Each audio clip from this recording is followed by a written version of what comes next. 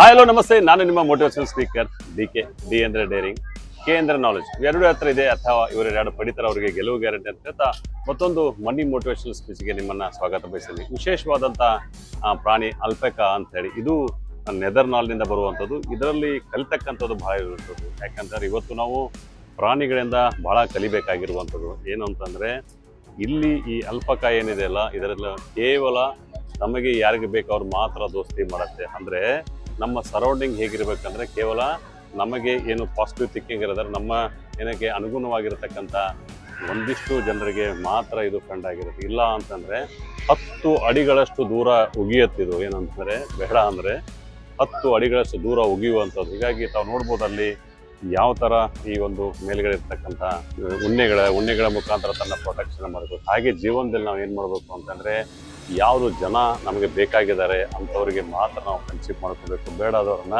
ನಾವು ಫ್ರೆಂಡ್ಶಿಪ್ ಮಾಡ್ಕೋಬಾರ್ದು. ಹಾಗೆ ಅಂತ ಜೊತೆಗೆ ಏನಂತಂದರೆ, ಏನು ತಿಂದಕ್ಕೆ ಪ್ರೀತಿಯಾಗಿರುವಂಥದ್ದು ಒಳ್ಳೇದನ್ನು, ಹಾಗೆ ನಾವು ಜೀವನದಲ್ಲಿ ಒಳ್ಳೇದನ್ನು ಪಡಿಬೇಕು ಹಾಗೆ ಅಂಥೇಳಿ ಈ ಒಂದು ಅನಿಮಲ್ ನಾವು ಕಲಿಬೋದು. ಜೊತೆಗೆ ಯಾವಾಗಲೂ ಕೂಡ ಗುಂಪಾಗಿರುವಂಥದ್ದು, ಏನಂತಂದರೆ ತಮಗೆ ಬೇಕಾದಂಥ ಜನರ ಜೊತೆಗೆ ಮಾತ್ರ ಇರುವಂಥದ್ದು. ಹೀಗೆ 10 ಹಲವು ವಿಚಾರಗಳನ್ನು ಈ ಅಲ್ಪಾಕನ ಕೇಳಿದ್ರು.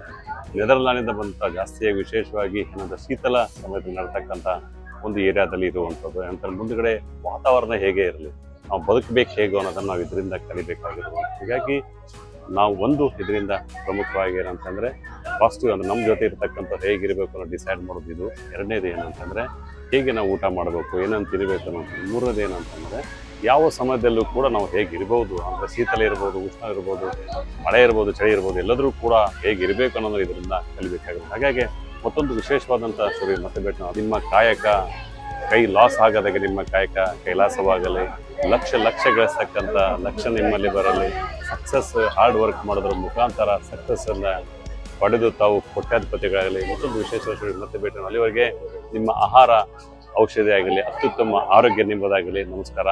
Take care.